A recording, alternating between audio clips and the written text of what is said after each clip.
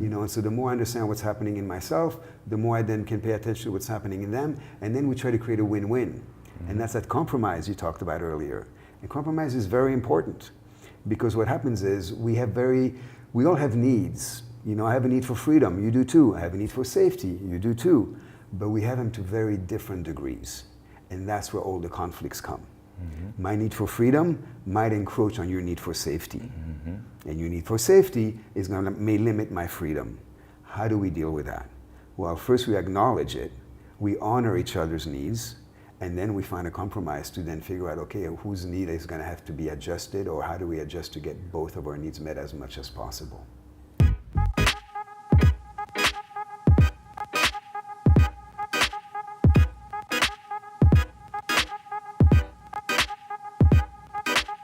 Welcome to this new episode, and today I am with Bernard. How are you, Bernard? I'm great. How are you? Very good indeed. And we're going to talk about nonviolent communication, NVC. Yes. Because Bernard, of course, is holding space on the island, teaching this lovely modality of communication. Yeah. Bernard, I'd like to ask you, what is your journey in life up until now, and how did you get into NVC? Hi, thank you. Well, the reason I got into NVC was about 12 years ago. Basically, I took a course in San Francisco with a man named Newt Bailey. And he's an amazing teacher in San Francisco. And it was a 6 weeks course, and one night a week, and I learned NVC. And then soon after, I dated a woman who was actually pretty well versed in NVC. And so we got to practice it together. And I learned that it was really hard. That it didn't matter how well you knew it, we would still end up in these fights. We would try to do NVC, and then we'd still end up in these, difficult situations and all of that. And we dated for about 6 months, and eventually we lived together as roommates, friends, for a couple of years. And in those years, we really got to practice it more. And then a little bit later, I joined a men's group in San Francisco. And I started learning how to facilitate groups, facilitating men's groups. But I learned that I didn't really know what I was doing. So I ended up finding a counseling program. And I did a year-long counseling program in San Francisco. And that was the beginning of that journey. Supporting people, counseling people, bringing the tools I learned in the counseling program to the men's group. And about 4 years ago, I quit my life as a computer support person in San Francisco and moved to Thailand. And I found an NVC group in Chiang Mai. And I joined the group, and pretty soon I was helping the facilitator. And then after that, I ended up taking over the group and started facilitating it. And I've been facilitating these groups for about 4 years now. That's really lovely. And were you always interested in psychology, relating, and communication as a teenager or a growing up man? Yeah, one of the things that I discovered is that I was very lucky. My wounding had me really wanting to be loved and appreciated and needed by people. I felt like I didn't matter. That was part of my wounding, and I was abandoned a lot. So in order to do that, I had to figure out what worked and what didn't work in order to get people to like me. Of course, that was all for the wrong reason, but I got really good at being introspective and trying to figure out what was going on in my mind and what was going on in my personality. And so over time, that became more and more of a project and a passion, and doing workshops, and then eventually joining this men's group and really getting to psychology much more deeply. Yeah, and I wish I'd studied psychology in college. I studied international relations, which was very interesting, but kind of useless.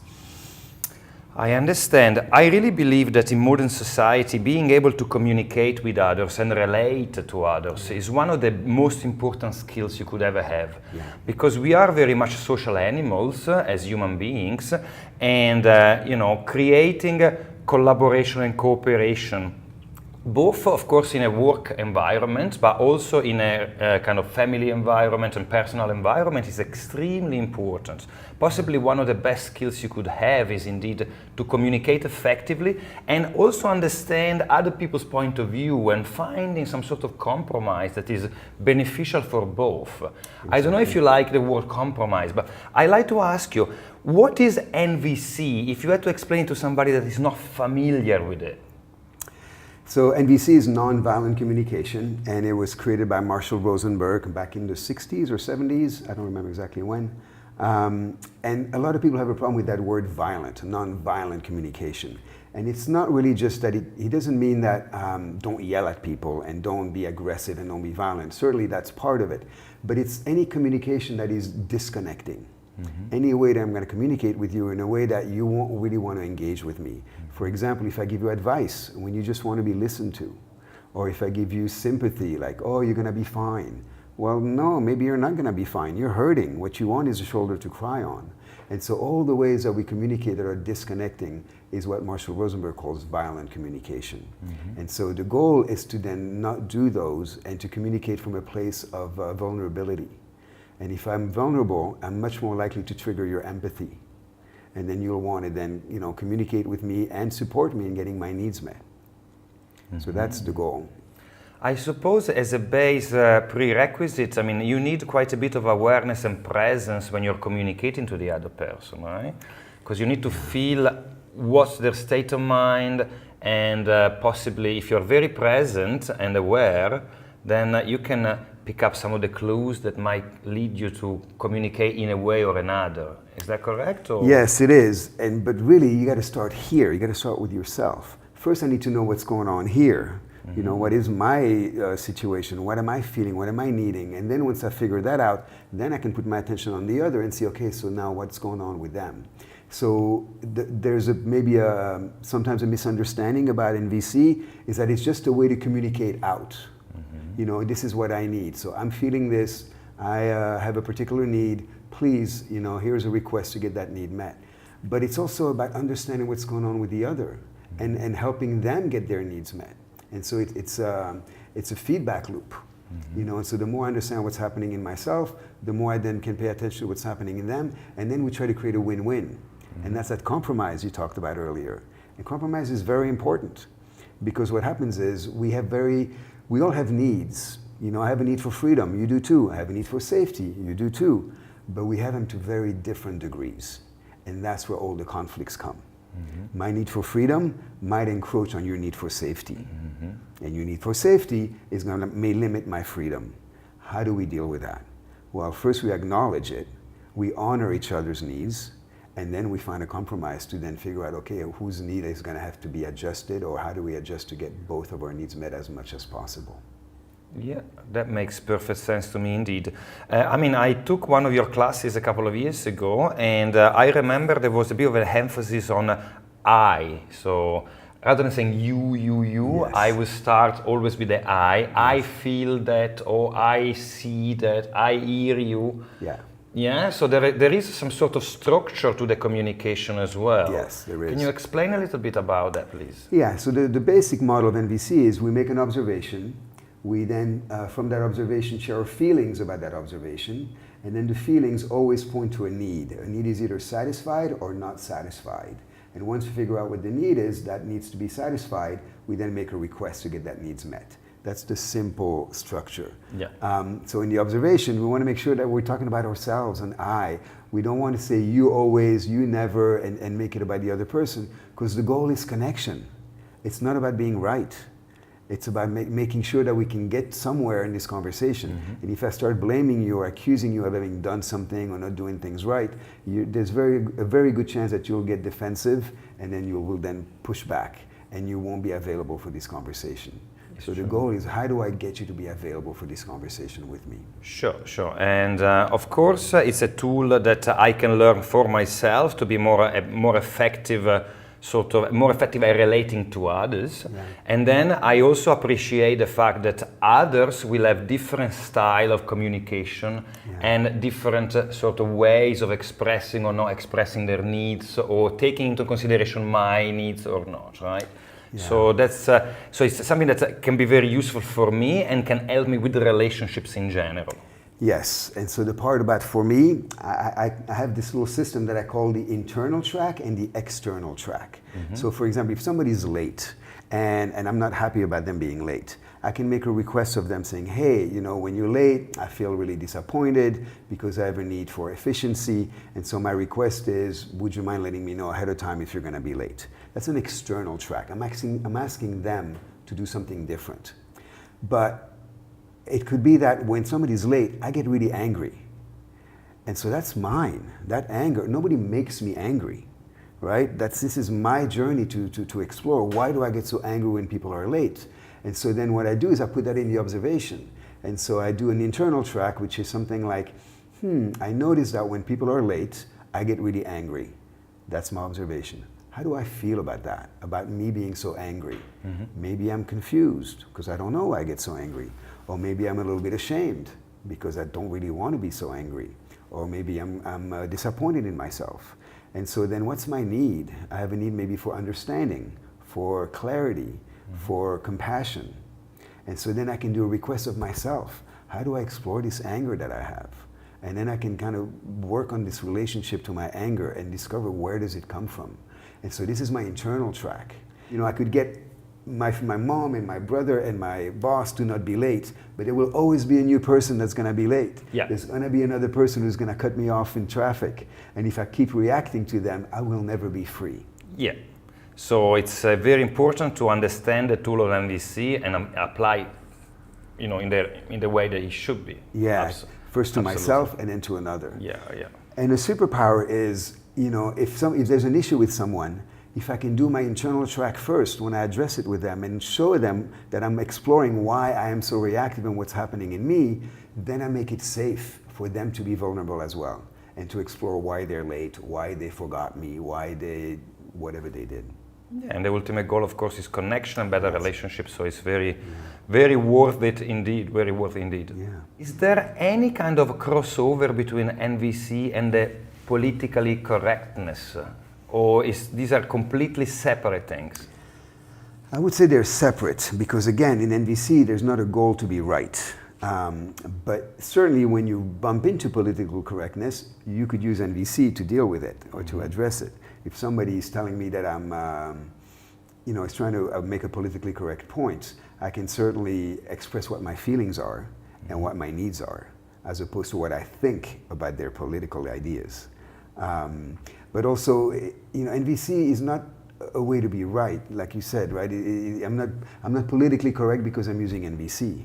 I'm not trying to manipulate anything using NVC. I'm just trying to create connection. You know, some people mistake it, you know, they try to use NVC to get their point across or to get their needs met. And that's fine, but then it could come from a different place. And then there's an expectation. Because in NVC, when I make a request, somebody can say no. They don't have to say yes. They have a different need. They cannot address my need. That's okay. There are 7 billion people on the planet. Somebody else will be able to meet that need, probably. That is true. The key is if the need is central to the relationship and you won't meet it, well, then there's a problem. Then we may have to readjust our relationship or transition our relationship. Because ultimately relationships are very important, right? And we want to have a good quality, long-term relation. I mean, that's me at least. Personally, I like to have you know, some stable long-term relationship with some key people at least, including my girlfriend, of course, my family members, etc. And yeah, and indeed, you know, it's very important that we have some tools to negotiate these relationships and make sure that you know, they are indeed mutually, you know, loving and nourishing in a way. Right? Yeah, yeah. If we're both paying attention to each other's needs, right? What you'll find is that most conflicts out there, if not all conflicts, but I don't like to say all, so I'll say most, is a needs-based misunderstanding. My need and your need are conflicting somehow, but we don't understand it. Because we assume that people have the same needs that we do. If my need, like we talked about need for safety and freedom earlier, you know, if my need for safety is strong, I expect it's the same for everyone else. But it's not. We're all different. And so the goal is to understand other people's needs, allow them to be valid, and then meet people where they're at. Not meet people where I think they should be. There's this golden rule, you know, or the Jesus rule, treat others like you want to be treated. That's a beautiful way to start in life, great for children. But as adults, you want to treat others like they want to be treated. They don't want to be treated like you. You know, what True, I need, actually. you don't want to be treated like I do. And so if I keep treating you like I want to be treated, it's not going to work. You know, it's a good starting point, but it probably won't work in the end. There's going to be conflicts. And so that's the thing to understand. You know, it took me a long time, and I lost some friendships over things like that, you know, because I was treating people the way I wanted to be treated, and it didn't work for them. It makes perfect sense indeed, you know, and then of course everything is underpinned by some sort of cultural you know, container as well. But I suppose NVC could be used across different cultures as well, because it's a tool that transcends culture in a way or another, because you can use the same techniques to feel yourself and then try to understand others. Yes. Even you know, if you are in California, in Saudi Arabia, or in Koh Phangan, right? It doesn't really matter.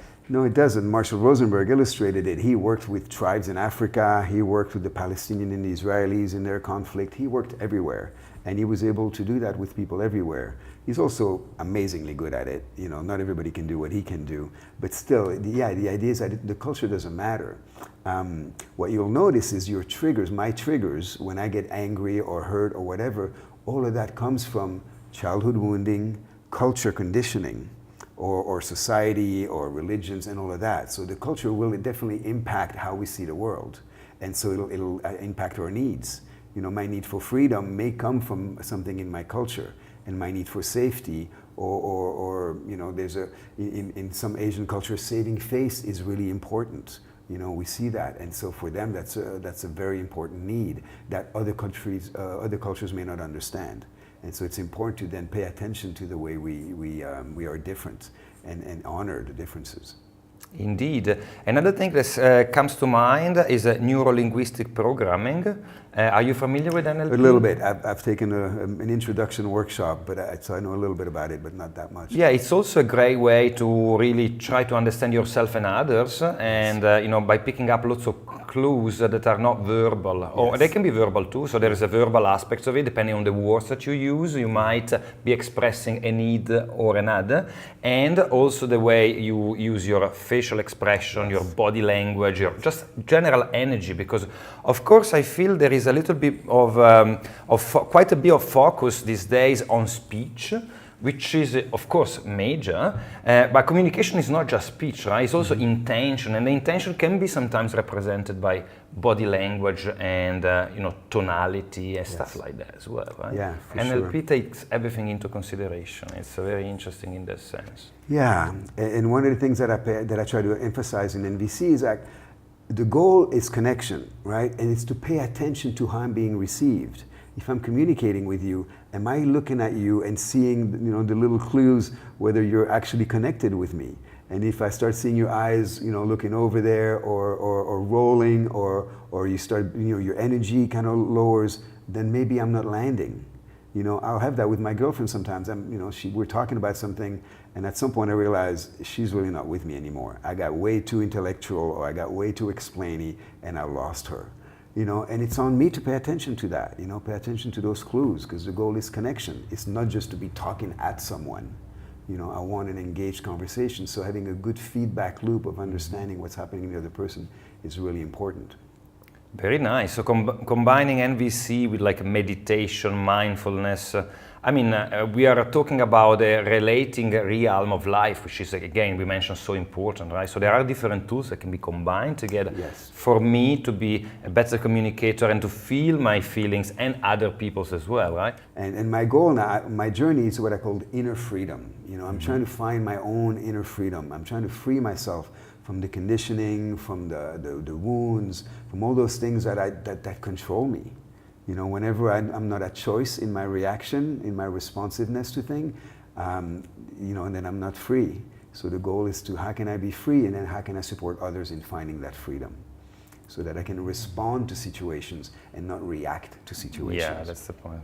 I feel I share a similar kind of goal, you know, to be indeed more responsive and less reactive, which means having my consciousness more engaged, so that it's not my reptilian brain always jumping at things all the time. Yeah. Because I notice that when I am more present and I have this split second, you know, cognitive detachment, if you want, from the situation, I get back in a better way, in a more balanced way. And ultimately, I am more successful in relationships, and I experience more positive emotions, more harmony around me, which are things that I personally value, right? Yeah. So, Yeah, I agree, and that's the goal, right? How quickly can I notice that I've gone over the edge, and then how quickly can I come back? And so as we learn about our reactivity, at first it may take a couple of days. I get angry at a situation, and I'm angry for 2 days, and eventually I come down, and that's what happens in relationships a lot, right? People get mad at each other, maybe they break up for a day or two, and then they come down, come back, and then reunite. The goal is, can I own my reactivity? Can I realize, okay, this was me. Yes, you did something and it made me angry, but really my anger is mine, and so therefore can I own it and then explore it for myself? And so that's the goal. That's what I try to teach in these NVC classes, is how quickly can you then notice your reactivity and bring yourself back. We end up doing about 3 different groups a week now, maybe 50 people come through it. I'm a little worried about what's going to happen after this video goes live. I might have to add more classes, but it's been great. People are really hungry. The people that come here are hungry for growth and learning and knowledge, and so it's really great to work with them. Well, Bernard, thank you very much for this little chat today. I really enjoyed it, and yeah. Thank you. Thank you.